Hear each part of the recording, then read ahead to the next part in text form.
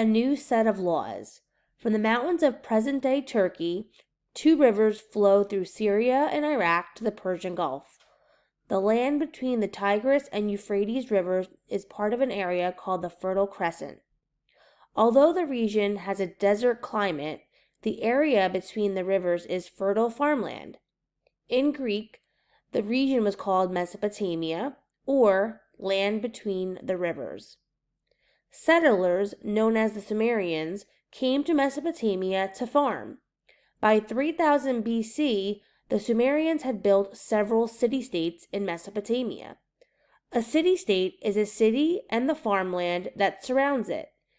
Each one was like its own country, and the city-states were often at war with each other. Because they fought each other, the city-states were too weak to survive attacks from outsiders. Around 2000 BC, nomadic warriors invaded Mesopotamia. They set up their capital at Babylon and started an empire. An empire brings several peoples, nations, or independent states under the control of one ruler. Hammurabi, who ruled from 1792 BC to 1750 BC, was the Babylonian Empire's greatest ruler. He brought all the people in his empire together under one set of laws. It was one of the first sets of laws to be written down. This set of 282 laws is called Hammurabi's Code. The laws covered family issues, business conduct, and crime. Copies were carved in stone and placed all over the empire for people to read. Hammurabi's Code followed the idea of retaliation, an eye for an eye and a tooth for a tooth.